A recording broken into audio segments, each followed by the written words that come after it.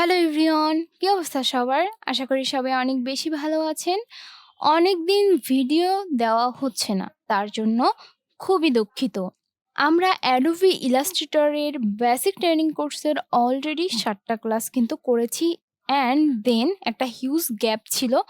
তাই আজ আর কোনো কথা না বাড়িয়ে সোজা একদম আমাদের ক্লাস নাম্বার 8 এর বিষয়বস্তুতে চলে যাব। ক্লাস নাম্বার 8 এর বিষয়বস্তুগুলো হলো shape builder tool, I dropper tool and gradient টুল। আপনাদেরকে জানিয়ে রাখি, অ্যাডোবি ইলাস্ট্রেটরের শেপ বিল্ডার টুল কিন্তু একটি অন্যতম টুল যেটি আমরা সকল ডিজাইনের ক্ষেত্রে টুকটাক ব্যবহার করেই থাকি। দেখুন, এখানে আপনারা একটি ডিজাইন দেখতে পাচ্ছেন যেটি কিনা আমি শেপ বিল্ডার টুলের সাহায্যে তৈরি করেছি।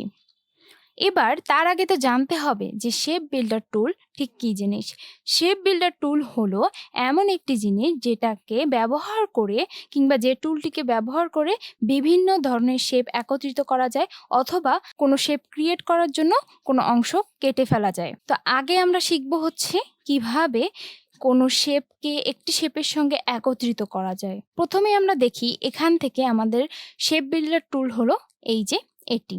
এখানে দেখুন, মাউসটি আনলে দেখা যাচ্ছে শেপ বিল্ডার টুল। শেপ বিল্ডার টুলের ক্ষেত্রে প্রথমেই যেহেতু বলেছি যে যোগ করার জিনিসটি দেখাবো, তো সেটিই দেখাবো। দেখুন, এখানে আমি এটা নিয়ে আসলাম এবং আমি এখন এটিকে আরেকটি কপি করব। কপি করার পর আমি এটিকে আরও একটি কপি করলাম।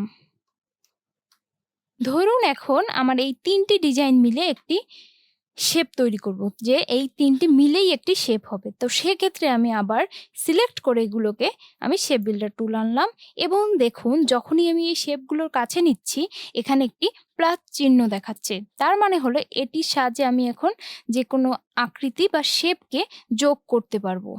দেখুন, আমার কিন্তু এখন এটি 3টি শেপ থেকে একটি শেপে এসে গেছে। আবার একটু খেয়াল করে দেখুন, ধরুন আমি এটিকে কপি করে আবারও আনলাম। এবার আমি একটি পাতা তৈরি করতে যাচ্ছি। তার জন্য আমি অল্টার দিয়ে কপি করব এবং শিফট চেপে ধরব, দিয়ে এভাবে আনলাম। এবার এই দুটিকে দেখুন, এখানে কিন্তু একটা মাঝে পাতার মতো সৃষ্টি হচ্ছে। তো এটিকে ক্রিয়েট করার জন্য আমাকে আবারও শেপ বিল্ডার টুল নিতে হবে এবং এবার কিন্তু আর যোগ করব না। এটিকে যদি আমি যোগ করি তাহলে কিন্তু আর পাতা তৈরি হবে না। তো আমি Ctrl Z দিলাম এবং এটিকে যেটি করব, কিবোর্ডের অল্টার কি প্রেস করব। যখন কিবোর্ডে অল্টার কি প্রেস করে শেপের কাছে আনবো, দেখুন এখানে প্লাস চিহ্ন থেকে মাইনাস চিহ্ন এসে গেছে। তাই এবার আমি এগুলোকে কেটে দিব। দেখুন, খুব সহজেই কিন্তু একটি পাতা তৈরি হয়ে গেল। তো এভাবে বিভিন্ন ডিজাইনের ক্ষেত্রে আমরা শেপ বিল্ডার টুলটি ব্যবহার করে থাকি। এই শেপ বিল্ডার টুলকে আমরা যে বিভিন্ন জিনিস যোগ করা কিংবা বিয়োগ করার ক্ষেত্রে ব্যবহার করে থাকি। এবার আমি আপনাদেরকে এই যে ডিজাইনটি, যেটি কিনা শেপ বিল্ডার টুলের সাহায্যে করা, সেটি কিন্তু করে দেখাবো। প্রথমে আমাদেরকে একটি বড় বৃত্ত নিতে হবে, তারপর আমাদেরকে আরও একটি বৃত্ত নিতে হবে, তার মাঝে কেন্দ্রে মানে একদম মিডল পয়েন্টে আরও একটি ছোট্ট বৃত্ত নিতে হবে। যেহেতু সময় সাপেক্ষ এবং আরও অনেক ধরনের টুল রয়েছে, তাই ডিটেলসে না দেখিয়ে আমি কিন্তু একটু শর্টকাটে দেখাচ্ছি। তো তার জন্য প্রথমে সবগুলোকে সিলেক্ট করতে হবে এবং শেপ বিল্ডার টুলটিকে সিলেক্ট করলাম। করার পর এখন আমি এটিকে এভাবে টানলাম। টানার পর এবার এই দিক থেকেও আমি এটিকে এভাবে টানলাম অ্যান্ড দেন শুধু আমি কালারটা চেঞ্জ করে দিব। দেখুন, আমার কিন্তু এই ডিজাইনটি হয়ে গেল শেপ বিল্ডার টুলের সাহায্যে। এছাড়া বিভিন্ন টি শার্ট ডিজাইন কিংবা কোনো ডিজাইনের ক্ষেত্রে যে কোনো একটি শেপ তৈরি করার ক্ষেত্রে এই শেপ বিল্ডার টুলের কিন্তু ব্যবহার হয়ে থাকে। এগুলো ছিল জাস্ট বেসিক কিছু জিনিস, যে কিভাবে আমরা শেপগুলোকে একত্রিত করতে পারি কিংবা কিভাবে শেপগুলো কাটতে পারি। তো এইটুকু মনে রাখতে হবে যে কাটার ক্ষেত্রে আমাদেরকে অবশ্যই কিবোর্ডের অল্টার কি প্রেস করে নিতে হবে। আমাদের নেক্সট বিষয়বস্তুতে যাব, যেটি হলো আই ড্রপার টুল। তো আই ড্রপার টুলটাকে আমরা অলরেডি অনেকে চিনি, তারপরও দেখাচ্ছি যে আই ড্রপার টুল ঠিক কী জিনিস। এখন ধরুন এটা আমার ব্ল্যাক কালারের আছে এবং আমি আরও একটি সার্কেল নিলাম অ্যান্ড এটার কালার দিলাম রেড। এখন আমি এটিকে সিলেক্ট করে চাচ্ছি যে এই রেড কালার দিব। তো তার ক্ষেত্রে আমাদেরকে এই যে দেখতে পাচ্ছেন এখানে আই ড্রপার টুল, এই আই ড্রপার টুলটিকে ইউজ করতে হবে। আমি যদি এখন এই রেড সার্কেলকে ক্লিক করি, সঙ্গে সঙ্গে কিন্তু আমার রেক্ট্যাঙ্গেল শেপের কালার চেঞ্জ হয়ে যাবে। আশা করি বিষয়টি বুঝতে পেরেছেন। তারপরেও আমি আরেকটু দেখাচ্ছি।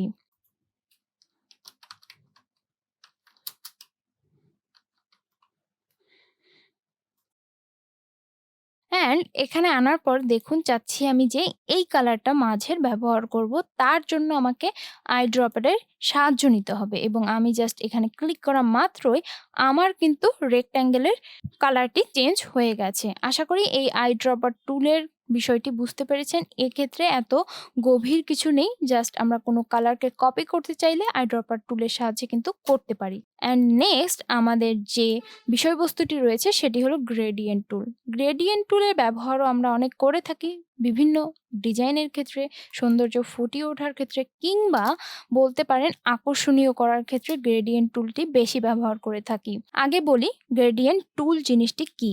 গ্রেডিয়েন্ট টুল হলো বিভিন্ন রঙের এক বা একাধিক রঙের সমন্বয়ে একটি মিশ্রিত রূপ।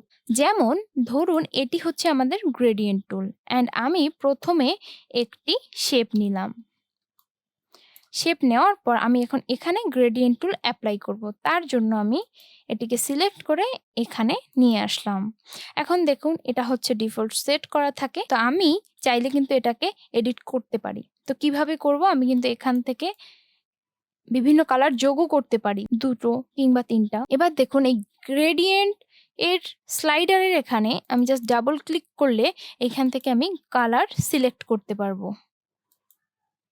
তো এরপরে আমি চাচ্ছি যে 2টো রাখবো, তাই আমি এখান থেকে একটি ডিলেটও করে দিতে পারবো এবং এখানে ক্লিক করে ডাবল ক্লিক করে নিব এবং এখানে আমি একটু ব্লু টাইপের কালার দিলাম। এখন এখানে কিন্তু আমার গ্রেডিয়েন্টটা অলরেডি তৈরি হয়ে গেছে। বলেছিলাম এক বা একাধিক রঙের মিশ্রিত একটি রূপ। এখন দেখুন এখানে গ্রেডিয়েন্ট টুলের ক্ষেত্রে আমরা 2টো গ্রেডিয়েন্ট সাধারণত ইউজ করব। এটি হলো লাইনার গ্রেডিয়েন্ট এবং আরেকটি হলো রেডিয়াল গ্রেডিয়েন্ট। তো রেডিয়াল গ্রেডিয়েন্টটা হলো একটু ডায়মন্ড টাইপের, মানে একটু গ্লো দেওয়ার ক্ষেত্রে এটি ব্যবহার করা হয়ে থাকে। এছাড়াও আপনি কিন্তু আপনার মন মতো করে কতটুকু কি দিতে চাচ্ছেন এভাবে নিজ ইচ্ছায় এডিট করে নিতে পারবেন। তো এটা আপনার উপর, ডিজাইনের উপর নির্ভর করবে কি করবেন না করবেন। আপনি চাইলে একাধিক রং ব্যবহার করতে পারবেন। আপনি চাইলে একটু এপাশ ওপাশ সরিয়ে নিজের মতো করে ডিজাইনটি করে নিতে পারবেন। এছাড়াও আপনি এখান থেকে গ্রেডিয়েন্টটিকে সিলেক্ট করে এনে এভাবে বা কিভাবে আপনি ঠিক গ্রেডিয়েন্ট ফেলাতে চাচ্ছেন ঠিক সেভাবেই কিন্তু গ্রেডিয়েন্টটা ফেলাতে পারবেন। তো এটি কিন্তু বিভিন্ন ডিজাইনের শেপের ক্ষেত্রে ব্যবহার করা হয় এবং অবশ্যই মনে রাখতে হবে গ্রেডিয়েন্টের ক্ষেত্রে কালার কম্বিনেশনটি অনেক ইম্পর্টেন্ট। কালার কম্বিনেশন নিয়ে যাদের সমস্যা রয়েছে তারা অবশ্যই আমাদের কালার কম্বিনেশনের একটি ভিডিও দেওয়া আছে সহজ ভাষায় চ্যানেলে, ওখানে গিয়ে দেখে নিন। এখন অনেকেই বলতে পারেন যে এগুলো আবার জানার কি আছে, এগুলো হলো বেসিক জিনিস। তো আমি কিন্তু আগেই বলেছি আমরা অ্যাডভান্স জিনিস আগে শেখাচ্ছি না, আমরা প্রথমে বেসিক কিছু টুলসের সঙ্গে আপনাদেরকে পরিচিত করাচ্ছি অ্যান্ড দেন আমরা আস্তে আস্তে অ্যাডভান্স লেভেলে যাব ইনশাআল্লাহ। এই সহজ ভাষায় চ্যানেল মূলত বেসিকদের জন্য যাদের আমরা সাপোর্ট দিতে চাই। Stay well, stay healthy. Good bye everyone.